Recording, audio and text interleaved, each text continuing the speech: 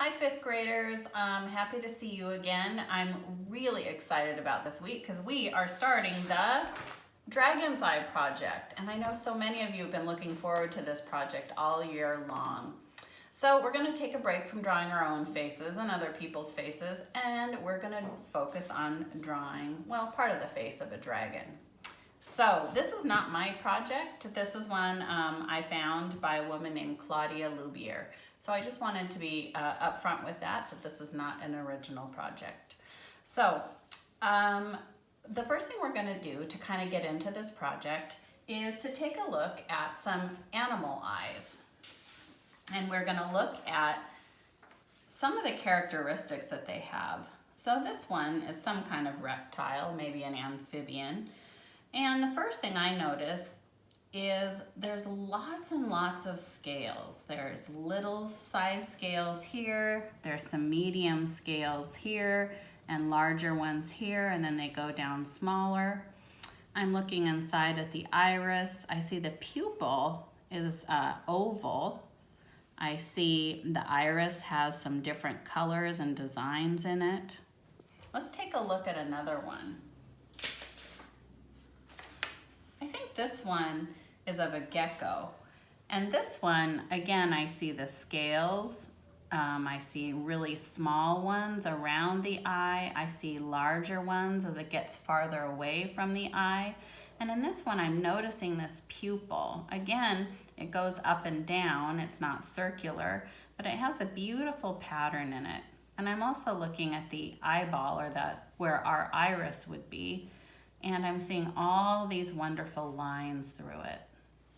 So when you start your dragon's eye, what I want you to keep in mind is this idea of repetition. Because it's the repetition of these shapes, these scales, that are going to give your dragon eye that texture, that reptilian texture. I lost my train of thought. So let me show you how we're going to get started. The first thing you need, what you need for this project is paper and a pencil and something black to write with. We're not going to worry about coloring it in this time. This lesson is just all about getting the scales and the shape of the eye and the iris and the pupil and all your fun details done. And then we'll talk about coloring after spring break. So with your paper, you want to make a large shaped interior eye. So this shape that I often talk about, it's a rainbow and a smile. You want to think about drawing that shape. And it can look lots of different ways. All right?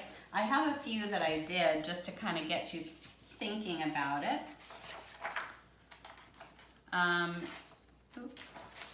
So this one, here's the rainbow and here's the smile. And you notice how large I'm making it on my paper. That'll give me lots of room to add a cool pupil and some designs or maybe some shines inside the eye.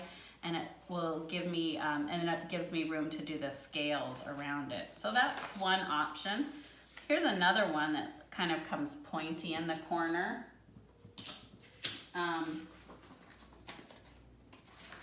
And here's another shape. This one's a little bit more slanted. So think about, or try some different ones out and see what looks good to you. Okay? So you could start with a pencil if you're feeling nervous about making that first shape, or you could just start with a black marker. Either way. I'm gonna start with my rainbow, and then I'm gonna add my smile, like this. And once you have that basic shape, then you're ready to start adding your scales. And when you're thinking about adding your scales, I want you to add 3 different sizes of scales. Small ones, medium, and large ones. And when you repeat those, it'll really give the illusion of something scaly. So first thing I'm gonna do is just draw an echo line here, tracing and copying my first shapes. And then I'm going to use this as an opportunity to add some small curved lines, kind of similar to something like this. Oh, June. So go ahead and do that if you like. I have one finished that's underneath my cat. Oops, I guess I don't. So draw your curved lines here. And I'm not going to finish that because I don't know how to speed up videos yet. And then you can start building out. So you can start adding some smaller scales here. June.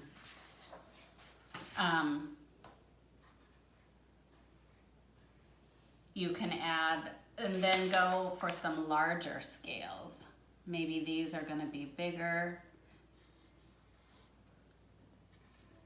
Now your scales could also be pointy, kind of, and that if you do that, they have a tendency to look a little bit more bird-like. Maybe then these scales are your largest ones and they just go off the page. Down here, maybe you have some real little scales.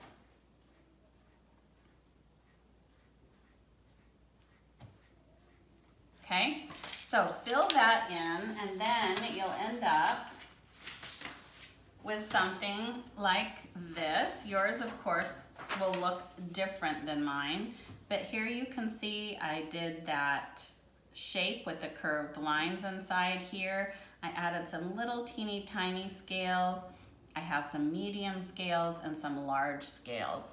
And then you get to decide about the pupil. You get to decide if there's going to be shines inside the eye. If your pupil is going to be going vertically or is it going to go horizontally? What are the shines going to look like? Are you going to have any?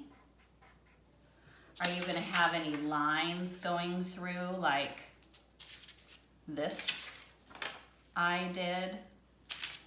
So have fun with this, adding your details to your eyeball. It's a really fun way to make these unique and make it your own. Now I'm pretty sure my pupil is going to be black, so I'm just going to go ahead and color that in. But I'm going to save the rest of the coloring for next week after spring break, and we'll talk about that. Because the colors you choose are going to be really important to what kind of dragon you're creating. So have fun. These are the things I would love for you to remember. Repetition. Repeat those scales, small, medium, and large. Make sure you have 3 sizes of scales. And have fun with the iris and the pupil. And if you want to look at some examples from John Rogers, you can look at my Instagram. Here's the address here, Teach Art Seattle. And if you scroll through my photos, you'll see 3 years worth of dragon eyes. And those are so fun to look through to get some inspiration. All right, so have fun, 5th graders. Send me a picture of your work in progress, and we'll talk after spring break about coloring these beauties in. All right, thank you.